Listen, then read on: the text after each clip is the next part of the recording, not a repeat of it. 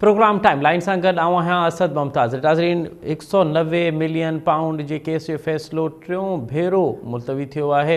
हाँ मुलतवी छो थो है, इन बुनियादी सबब कड़ा छा यो फ़ैसिलो मुलतवी थियण जो को लिंक है, जेका गालियों थियन पियूं PTI और हुकूमत के विच में। PTI तिन हवाले से पंहिंजी वज़ाहतूं ॾे पई त को लिंक कोन्हे ऐं असांजी गैर मौजूदगी के करे या असांजी कंहिं डिले प्रैक्टिस के करे इहो फ़ैसिलो मुलतवी न थियो आहे, बल्कि जज जी पंहिंजी मर्ज़ी के करे इहो फ़ैसिलो मुलतवी थियो। तरीक़ो प्रोग्राम जे नसीब असां इन ते बि ॻाल्हाईंदासीं ऐं इन ते बि ॻाल्हाईंदासीं त हुकूमत जी इजाज़त खां पोइ नेठ मुज़ाकराती कमेटी जी बानी PTI सां मुलाक़ात थी आहे। हाणे अॻियों फेज़ कहिड़ो हूंदो, छा ही ॻाल्हियूं अॻिते वधण जा इम्कान आहिनि या इन में वाक़ई हाणे स्पीड ब्रेकर अची वियो आहे ऐं ही ॻाल्हियूं हाणे वधीक अॻिते वधण जा के इम्कान कोन्हनि। इन ते बि ॻाल्हाईंदासीं ऐं इन ते बि ॻाल्हाईंदासीं त PTI हुकूमत खे वाज़े तौर ते इहा धमकी ॾिनी आहे या इहो इशारो ॾिनो आहे त जेकॾहिं उहा अदालती कमीशन नथा जोड़नि त पोइ 31 जनवरी खां पोइ ॻाल्हियुनि जा तमामु दरवाज़ा बंदि थींदा।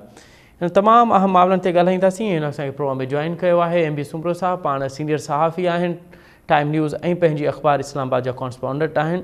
ऐं उन सां गॾोगॾु असांखे जॉइन कंदो सीनियर सहाफ़ी ऐं तर्जुमेनिगार जनाब मियां ताहिर साहब, ऐं असांखे जॉइन कंदो सीनियर सहाफ़ी मुसनिफ़ ऐं तर्जुमेनिगार जनाब सलमान आबिद साहब। MB सुमरो साहब, अव्हां खां प्रोग्राम जो आगाज़ पिया कयूं। सभ खां पहिरियों हिते ॿुधाइजो त सबब कहिड़ा आहिनि त टियों भेरो हीअ केस जेको आहे उहो उन केस जो फ़ैसिलो जेको आहे उहो मुलतवी थियो आहे। कल्ह खां या 2 ॾींहं अॻु में त इहे ख़बरूं अचनि पियूं त तमामु अहम फ़ैसिलो अचण वारो आहे, अहम सरप्राइज़ हूंदो बानी PTI लाइ। पोइ हिन मुलतवी थियण जा बुनियादी सबब कहिड़ा?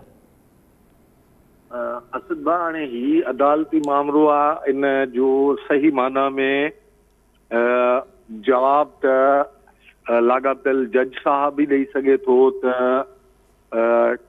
फ़ैसिले ॿुधाइण जे लाइ डेट्स फिक्स थियण खां पोइ बि इन जा फ़ैसिलो जारी छो न पियो थिए। छा फ़ैसिले लिखण में टाइम लॻे पियो या के ॿिया सबब आहिनि? इन हवाले सां अदालत ही बहितर जवाब ॾेई सघे थी। पर ही जेको बार बार फ़ैसिलो ॿुधाइण जो मामिलो मुलतवी थिए थो त इन मामले ते जेके इस्लामाबाद में सहाफ़ती हल्को आहे या सियासी हल्का आहिनि या मुख़्तलिफ़ जेके आम माण्हू आहिनि, इन मामले ते तमामु घणो बहस करे रहिया आहिनि ऐं मुख़्तलिफ़ ख़्यालनि जो इज़हार कयो पियो वञे। माण्हू इन हवाले सां मुख़्तलिफ़ ख़्यालनि जा नज़र अचनि था पिया। इहो बि चयो पियो वञे त ही जेके PTI ऐं हुकूमत विच में जेके ॻाल्हियूं हलनि थियूं या PTI ऐं ताक़तवर हल्कनि विच में जेके बैकडोर ॻाल्हि ॿोल हली रहियूं आहिनि, ही उन्हनि जो सबब थी सघे थो त फ़ैसिलो मुलतवी थींदो हुजे। हिकु राय इहा बि अचे पई त हिन महिल जेके इस्लामाबाद हाई कोर्ट जा जज आहिनि उहे घणे भाङे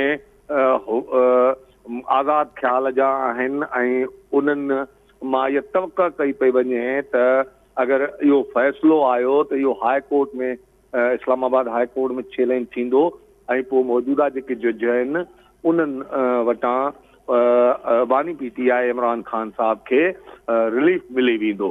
त इहो चयो पियो वञे त हाणे जेको जुडिशल कमीशन जो इजलास थियणो आहे त थी सघे थो त इस्लामाबाद हाई कोर्ट जूं जेके जजनि जूं ख़ाली पोस्टूं आहिनि उन्हनि ते नवां जज मुक़ररु कया वञनि ऐं उन खां पोइ फ़ैसिलो अचे। त मतिलबु ईअं त ही जेको फ़ैसिलो डिले थिए पियो ॿुधाइण त मुख़्तलिफ़ थ्योरियूं घड़ियूं पियूं वञनि ऐं मुख़्तलिफ़ ख़्यालनि जो इज़हार कयो पियो वञे। पर मां वरी बि चवां थो त छो त अदालती फ़ैसिलनि जे हवाले सां थोरो मातहत एहतियात सां कमु वठणु खपे। इहे मुख़्तलिफ़ रीज़न थी सघनि था, पर छो त हाणे अदालत बार बार डेट फिक्स करण खां पोइ फ़ैसिलो नथी ॿुधाए त ज़ाहिरी इहे सवाल उथंदा ऐं पोइ उनजी वज़ाहत बि न पई कई वञे त उनजो सबब छा आहे। त इहे मुख़्तलिफ़ थ्योरियूं ॻणियूं पियूं वञनि, उनखे बैकडोर ॻाल्हियुनि सां बि लिंक कयो पियो वञे या हुकूमती हिकमत अमली सां बि लिंक कयो पियो वञे। अच्छा MB, हाणे इहो ॿुधाइजो त अॼु PTI खे भला इन हवाले सां PTI जे चइनि अॻुवाणनि मुख़्तलिफ़ वज़ाहतूं ॾिनियूं आहिनि, उनजे चेयरमैन बि वज़ाहतूं ॾिनियूं, असां ॾिसूं पिया त उनजो वकील बि वज़ाहतूं ॾिनियूं आहिनि। उन्हनि खे हिन बाबति वज़ाहतूं ॾियण जी अवां सम्झो पिया त ज़रूरत छो पई पए ऐं उन्हनि जी वज़ाहतुनि में का नई ॻाल्हि कहिड़ी हुई? हाणे ॾिसो उन्हनि खे वज़ाहत ॾियण जी ज़रूरत इन करे थी पवे त हिन मामले खे फ़ैसिलो ॿुधाइण वारो मामिलो जेको मुलतवी थिए पियो उहो लिंक कयो पियो वञे बैकडोर ॻाल्हियुनि सां त हाणे PTI जेका हिन महिल ताईं आम माण्हुनि वटि राय ठाहे चुकी आहे त असां का बि डील न कंदासीं, कंहिं बि क़िस्म जी फेवर न खपे, पर ॿिए तरफ़ बैकडोर ॻाल्हियूं हलनि थियूं जंहिंजा PTI जा खोड़ सारा अॻवान ऑफ दी रिकॉर्ड तस्दीक कनि पिया त जेका पार्लियामेंट में मुज़ाकराती कमेटियुनि में ॻाल्हि ॿोल हले पई उहा असुल में ॾेखाव आहे, असुल में ॻाल्हियूं बैकडोर ॻाल्हियूं हलनि पियूं। त हाणे ज़ाहिरी आहे इन्हनि खे इन करे इहे तरदीदूं वज़ाहतूं करणियूं थियूं पवनि जीअं आम माण्हुनि खे ई सम्झाए सघनि त ही असांजे बैकडोर ॻाल्हियुनि जे नतीजे में नथो थिए या असां को जीअं PTI वारा ॿियनि जे लाइ चवंदा रहिया आहिनि त ही NRO घुरनि था, ख़ासि तौर ते अपोज़िशन लाइ पंहिंजे हुकूमती दौर में PTI चवंदी हुई त हाणे जीअं आम माण्हू इहो न सम्झनि त हिननि बि डील कई आहे इमरान ख़ान खे ॿाहिरि कढण जे लाइ या इमरान ख़ान जे हक़ में का फिज़ा क़ाइमु करण जे लाइ, त इन करे उन्हनि खे PTI वारनि खे वज़ाहत ॾियणी पवंदी। अच्छा, ऐं बि हाणे इहो ॿुधाइजो त भला PTI जी कमेटी जी मीटिंग थी आहे बानी PTI सां, त हाणे अवां सम्झो पिया त हीअ को ॻाल्हियुनि जो टियों दौरु थियणो हुयो ऐं ॾाढो अहम दौरु हुयो। अवां मुंहिंजे प्रोग्राम में इहो चयो त जेको ॿियों दौरु हो दर हक़ीक़त उहो शुरूआती दौरु हो, असुल फ़ैसिला कुन दौरु जेको आहे उहो टियों थियणो आहे, टियों जेको मरहलो हूंदो जंहिंमें ॻाल्हियूं थींदियूं। अव्हां खे लॻे थो पियो त हाणे ॻाल्हियूं उन तरफ़ वधण जा इम्कान आहिनि त हुकूमत ऐं PTI जा मेंबर गॾु वेहनि ऐं पंहिंजनि मुतालबनि ते ॻाल्हियूं कनि? ॾिसो असद जंहिं प्रोग्राम जो हवालो था ॾियो, मां उन प्रोग्राम में इहो बि चयो त मुज़ाकरात जेके ॻाल्हियूं थींदियूं आहिनि असुल में उन जा नतीजा तॾहिं निकिरंदा आहिनि जॾहिं ॿई धुरियूं गिव एंड टेक जी सोच अख़्तियार कनि। हाणे हिकिड़ी धुर चवे त 100% मां गेनर हुजां ऐं ॿी धुर 100% लूज़र हुजे त उन्हनि जे ॻाल्हियुनि जा नतीजा न निकिरंदा आहिनि। पर हाणे अॼु तव्हांखे ॿुधायां त अॼु मुज़ाकराती कमेटियुनि जो इजलास तलब कयो वियो आहे। पहिरियां 15 तारीख़ ते इजलास तलब कयो वियो, 1 कलाक जे वक़्ते खां पोइ उनजी तारीख़ तब्दील कई वई ऐं वरी हाणे 16 तारीख़ ते इजलास तलब कयो वियो आहे। त ज़ाहिरी आहे 16 तारीख़ ते मुज़ाकराती कमेटियुनि विच में डायलॉग थींदा। हाणे इमरान ख़ान मुज़ाकराती कमेटी खे इहा इजाज़त ॾेई चुको आहे त उहे पंहिंजा तहरीरी मुतालबा पेश कनि, पर हू नथी कनि पिया इन सां गॾु त अगरि हिन इजलास में या 31 जनवरी ताईं जेका 9 मई ऐं 26 नवंबर जे वाक़िअनि जी जुडिशल कमीशन न ठही त पोइ ॻाल्हियुनि जो अमल ख़तमु कयो वेंदो। इहो PTI बाज़ाब्ता तौर ते ऐलान कयो आहे। त हाणे हुकूमती धुर चवे पई त PTI डिसंबर में तक़रीबन पहिरें हफ़्ते में इहा कमेटी ठाही हुई ऐं मुसलसिल अञा ताईं उहो मुतालबा पेश नथी करे। 40 ॾींहं थी विया आहिनि त उन्हनि खे मुतालबा पेश करण में 40 ॾींहं लॻा आहिनि त असांखे घटि में घटि को उन ते जवाबु ॾियण जे लाइ त को वक़्तु ॾींदा न। हाणे मुतालबा पेश करण खां पोइ चवंदा फौरी तौर ते हाणे कमेटी ठाहे पंहिंजो जुडिशल कमीशन ठाही वञे या हुकूमत जवाबु ॾिए, त इहो पॉसिबल न आहे। त मां सम्झां थो त PTI ईंदड़ इजलास में मुतालबा पेश कंदी ऐं मुतालबा पेश करण खां पोइ जुडिशल कमीशन क़ाइमु करण जो मुतालबो कंदी ऐं शायदि इहो बि इजलास में वाज़े PTI करे ॾे त पोइ 31 जनवरी खां पोइ असां ॻाल्हियूं न कंदासीं। ऐं मूंखे लॻे थो त हुकूमती धुर जेका आहे टाइम वठंदी ऐं इहो मौक़ूफ़ अख़्तियार कंदी त हिन कमेटी में जेके मुख़्तलिफ़ इतिहादी पार्टियुनि जा मेंबर आहिनि उहे पंहिंजी पंहिंजी पार्टी क़यादत सां मुशावरत कंदा, मुशावरत करे जवाबु ॾींदा, उन खां पोइ गॾियल जवाबु पेश कयो वेंदो। त हिन इजलास में बि इन खां वधीक को ब्रेक थ्रो थींदे नज़र न पियो अचे मूंखे ज़ाहिरी तौर ते। बाक़ी अगरि हुकूमत इहो असांजो मुंहिंजो हिन वक़्त ताईं खोड़ सारनि हुकूमती माण्हुनि सां ॻाल्हि ॿोल थी आहे। हुकूमत खे जो लॻभॻि तयारु आहे हुकूमत त 9 मई ते बि हू कमीशन क़ाइमु करण जे लाइ राज़ी थी वेंदा ऐं 24 नवंबर ते बि हुकूमत खे कमीशन क़ाइमु करण में को इनकार कोन्हे को। ऐं हुकूमती जेके मेंबर आहिनि कमेटी जा या हुकूमती वज़ीर आहिनि उहो इहो बार बार चवनि था पिया त इहे ॿई इवेंट्स अहिड़ा आहिनि जंहिंजा वीडियो सबूत मौजूदु आहिनि ऐं इन वाक़िअनि में हुकूमत खे ॾिजण जी ज़रूरत ई न आहे। मुंहिंजी नज़र में जेको हे इजलास थींदो जुडिशियल कमीशन जे मामले ते शायदि 1.5 लाख पैदा न थिए। को ॿियो मामिलो जीअं हाणे PTI हिकिड़ी नथी करे पई मामरनि खे डेडलाइन ॾे पई त हिन टाइम ते ताईं मसइलो हल न थियो त पोइ असां हीअं करे छॾींदासीं, त पोइ इहो मामिलो या इहो रवैयो किथे ॻाल्हियुनि में 1.5 लाख जो सबबु बणिजी सघे थो त इहो मामिलो थी सघे थो। बाक़ी जेके हिन वक़्त ताईं हुकूमती जेके मेंबर आहिनि या वज़ीर आहिनि उहे उन्हनि जो जेको राय साम्हूं आई आहे त उन्हनि खे कमीशन जे क़याम जो ॿिन्ही मामलनि ते कोई एतराज़ न आहे। अच्छा एम बि हाणे ॿुधाइजो तव्हां सम्झो पिया या अव्हांखे वटि इहे इनसाइट्स के आहिनि जंहिंमें अव्हांखे ख़बर पवे त PTI फ़क़ति अदालती कमीशन जो मुतालबो रखंदी या इन खां गॾु के ॿिया मुतालबा बि आहिनि जेके हाणे तहरीरी तौर ते PTI ॾियण जे मूड में आहे। मिसाल जे तौर ते पंहिंजे कारकुननि जे रिहाई जो मुतालबो जेको बुनियादी मुतालबो हो PTI सम्झे पई। ॾिसो PTI इमरान ख़ान सां गॾु समूरनि सियासी कारकुननि जी गिरफ़्तार कारकुननि जी आज़ादी जो मुतालबो कयो आहे।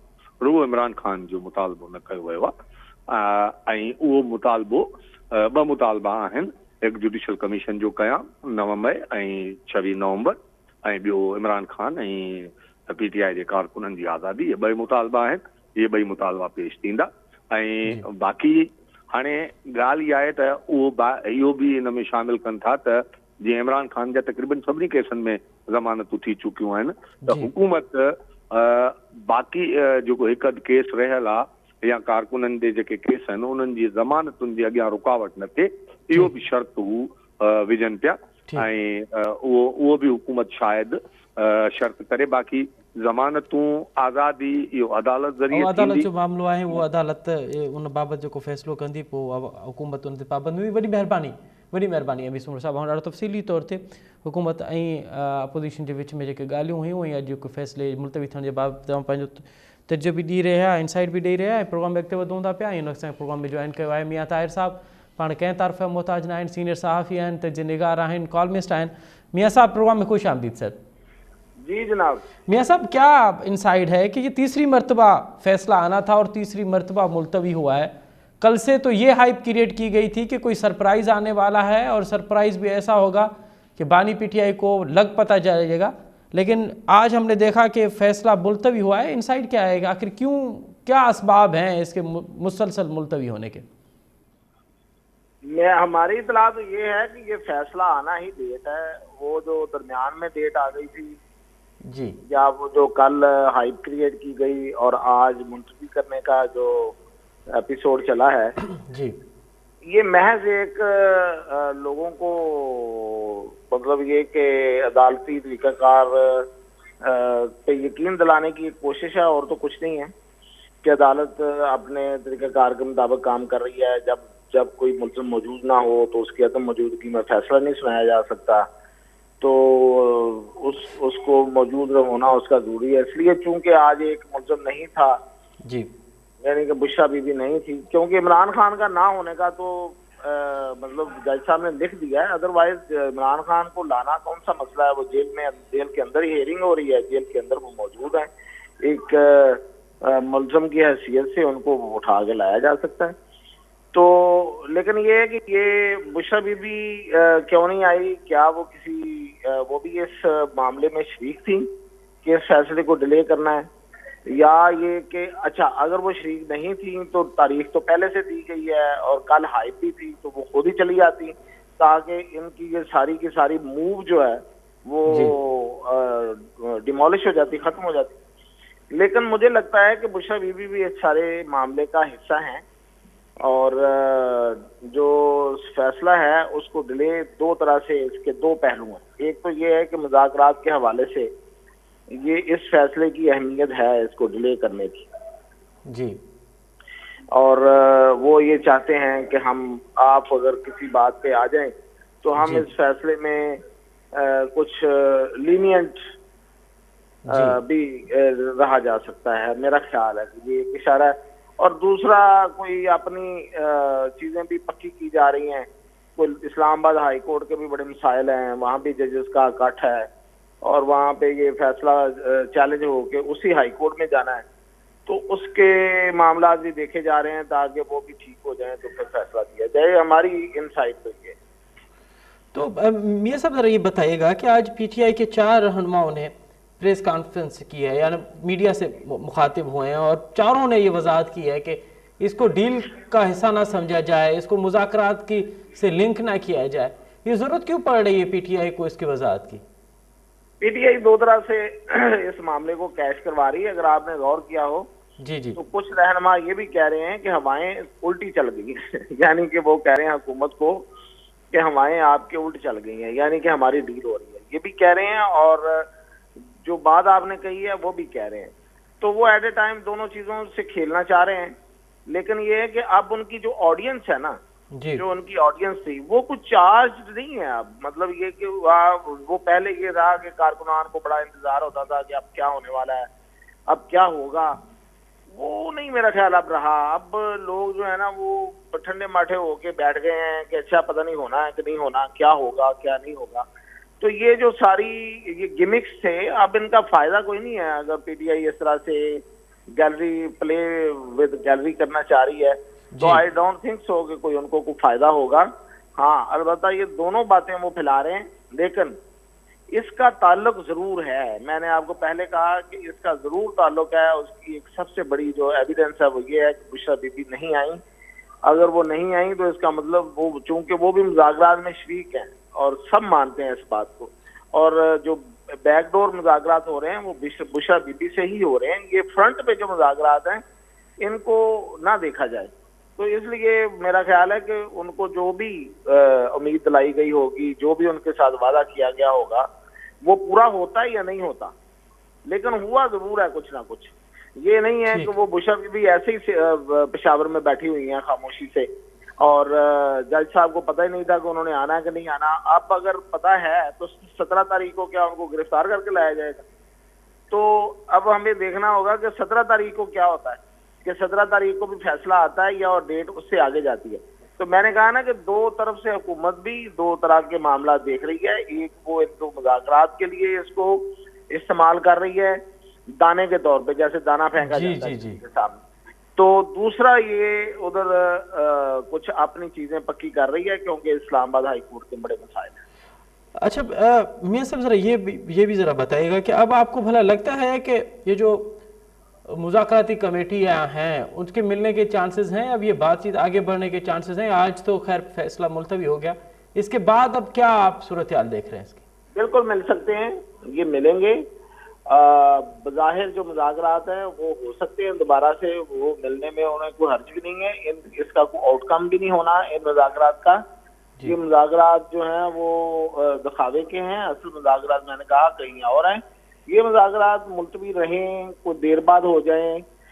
स्पीकर साहब को इन्होंने कोई कॉल नहीं की थी तो उन्होंने कहा था हमने कॉल की है और उनसे बात करने की कोशिश करते हैं, वो जवाब नहीं देते, जबकि वो कहते हैं मुझे कोई मिस्ड कॉल भी नहीं आई, जो इससे पहले की बात है। तो ये सारे का सारा, ये मैंने कहा ना कि ये सारे का सारा मीडिया के साथ खेलते हैं और कुछ नहीं है। जो बात होगी वो बैकडोर पे है।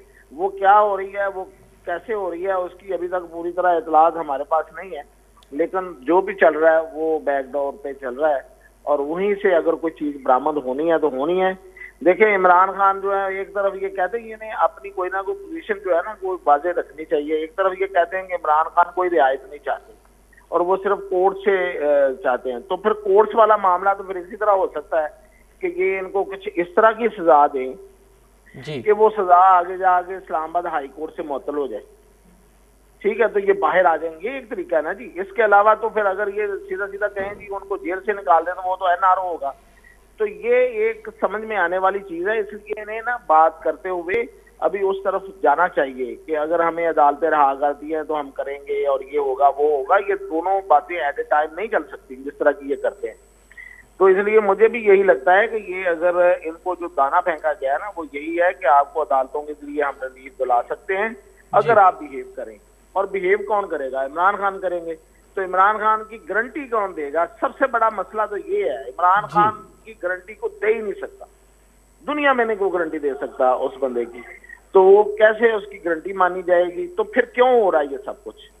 ये सोचने वाली बात है कि अगर इमरान खान की गारंटी कोई नहीं दे सकता, इमरान खान के साथ मुज़ाकरात आके फिर कैसे बढ़ेंगे? अगर नहीं बढ़ेंगे तो फिर ये जो दाना फेंका जा रहा है या जो डिले किया जा रहा है या जो मुज़ाकरात बैकडोर पे किए जा रहे हैं जिनका मैं जिक्र कर रहा हूँ, उनका मकसद क्या है?